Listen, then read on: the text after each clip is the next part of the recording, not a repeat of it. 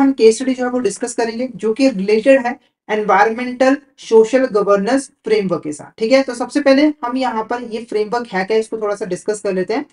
तो देखो, जब हमारा कोई भी बिजनेस, जब भी कोई भी बिजनेस जो है वो एक इकोनॉमी के अंदर ऑपरेट करता है, अपने फंक्शंस को परफॉर्म करता है, तो उसके फंक्शन का जो इम्पैक्ट है वो एनवायरनमेंट के ऊपर भी पड़ता है, सोसाइटी के ऊपर भी पड़ता है। ठीक है, और साथ के साथ उसका खुद का जो गवर्नेंस स्ट्रक्चर होता है उसके ऊपर भी पड़ता है। ठीक है, तो इस फ्रेमवर्क के जरिए हम देखते हैं कि एक बिजनेस अपने जो भी फंक्शंस परफॉर्म कर रहा है, जो भी वो काम कर रहा है, उसका एनवायरनमेंट के ऊपर क्या इम्पैक्ट पड़ रहा है, सोसाइटी के ऊपर क्या इम्पैक्ट पड़ रहा है, उसके खुद के गवर्नेंस स्ट्रक्चर पे क्या इम्पैक्ट पड़ रहा है। ठीक है, और अगर किसी के ऊपर नेगेटिव इंपैक्ट पड़ रहा है तो उसको रिड्यूस करने के लिए जो ऑर्गेनाइजेशन है वो कौन कौन से यहाँ पर स्टेप्स जो है वो ले रही है। ठीक है, अब यहाँ पर इस केस स्टडी को डिस्कस करते हैं ताकि आप इसके बारे में और बेहतर तरीके से जान सको। तो देखो, ESG is a framework used to assess the sustainability and ethical impact of organisation practices and operation.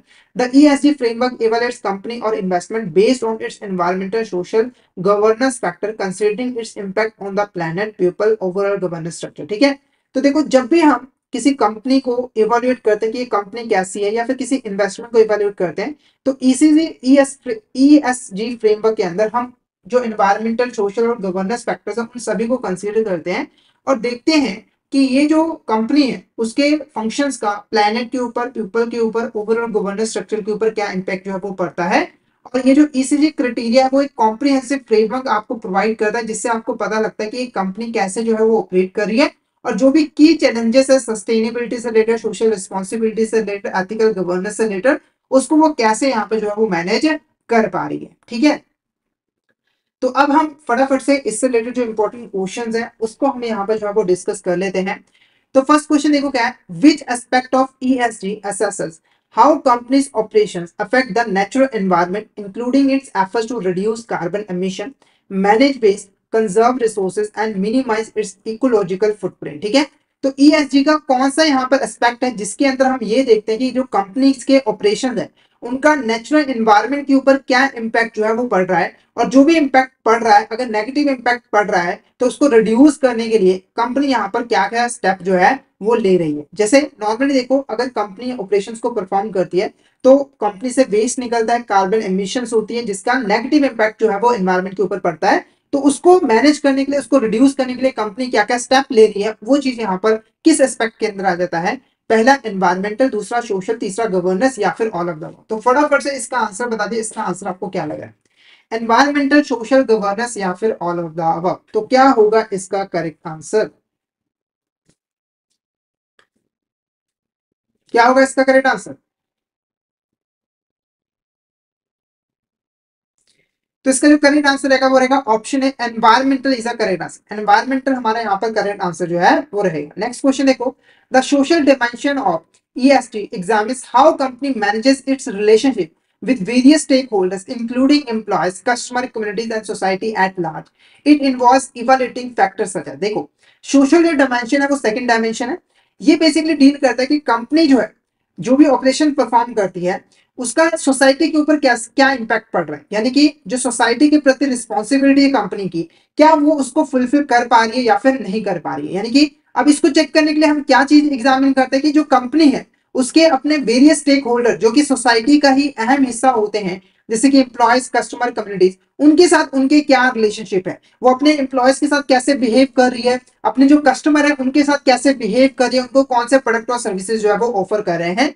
तो आपको जब सोशल डायमेंशन को एग्जामिन करना होता है तो आपको कुछ फैक्टर्स को कंसीडर करना होता है जिसके बेस पर आप रिजल्ट फाइंड आउट करते हो कि कंपनी अपने सोशल रिस्पॉन्सिबिलिटी को फुलफिल कर रही है या फिर नहीं कर रही। पहला, labour practices and human rights, ये बिल्कुल करेक्ट है। हम कंपनी की जो लेबर प्रैक्टिसेस है यानी कि वो लेबर के साथ कैसे बिहेव कर रही है, उनको कितने वेजेस पे कर रही है, और जो ह्यूमन राइट्स है उनको वो फॉलो कर रही है कि नहीं कर रही है, वो चीज हम देखते हैं। उसके बाद एम्प्लॉय की वेलबींग देखी जाती है कि एम्प्लॉय की वेलबींग के लिए कंपनी यहाँ पर काम कर रही है कि नहीं। ऐसा तो नहीं है कि वो एम्प्लॉय से बहुत ज्यादा काम कर रही है और पैसे भी कम दे रही है।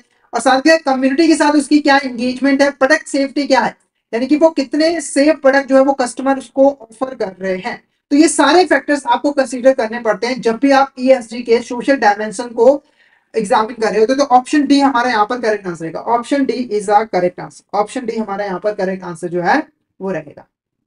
नेक्स्ट क्वेश्चन की बात करें, which of the statement defines governance is environmental social governance framework. ठीक है, जो हमारा एनवायरमेंटल सोशल गवर्नेंस फ्रेमवर्क है उसमें से जो गवर्नेंस है उसको कौन सी स्टेटमेंट डिफाइन कर रही है। पहला देखो, it refers to the company's internal governance structures and practices. ये बेसिकली कंपनी की जो इंटरनल गवर्नेंस होता है, यानी कि कंपनी की जो इंटरनल रूल्स एंड रेगुलेशंस होते हैं जिनको फॉलो करके वो अपने फंक्शन को परफॉर्म करती है, उनको जो है वो रेफर करता है, उनको जो है वो प्रेजेंट करता है। तो गवर्नेंस के अंदर हम बेसिकली देखते हैं कि हमारी जो कंपनीज की जो लीडरशिप है, बोर्ड कंपोजिशन है, ट्रांसपेरेंसी है, अकाउंटेबिलिटी है, वो यहाँ पर कैसी है, वो अपने रिस्कों को कैसे यहाँ पे जो है मैनेज कर रहे हैं, एग्जीक्यूटिव को कंपनसेशन यहाँ पर कितना दिया जा रहा है, और वो क्या लीगल और रेगुलेटरी फ्रेमवर्क को फॉलो करे कि नहीं करे, ये सारी चीजें जो है वो देखी जाती है। यानी कि हमारी जो कंपनी है वो एथिकली यहाँ पर ऑपरेट कर रही है कि नहीं, ठीक है, रूल्स एंड रेगुलेशन को फॉलो कर रही है कि नहीं, उस चीज को जानने के लिए हम गवर्नेंस जो डायमेंशन होता है उसको एग्जामिन जो है वो करते हैं। तो ये भी स्टेटमेंट बिल्कुल यहाँ पर डिफाइन करती है, good governance ensures effective decision making, ethical conduct और रिस्पॉन्सिबल मैनेजमेंट प्रैक्टिसेस। ठीक है, तो जो गुड गवर्नेंस है वो इंश्योर करती है कि जो डिसीजन मेकिंग है वो अच्छे तरीके से हो रही है, एथिकल तरीके से जो है फंक्शंस को परफॉर्म किया जा रहा है, और रिस्पॉन्सिबल मैनेजमेंट प्रैक्टिस को परफॉर्म किया जा रहा है। तो ऑल ऑफ द अबव हमारे यहाँ पर क्या होगा, करेक्ट आंसर है। All of the above is a correct answer. ये सभी की सभी जो स्टेटमेंट्स है वो अच्छे तरीके से यहाँ पर जो है वो डिफाइन करते हैं।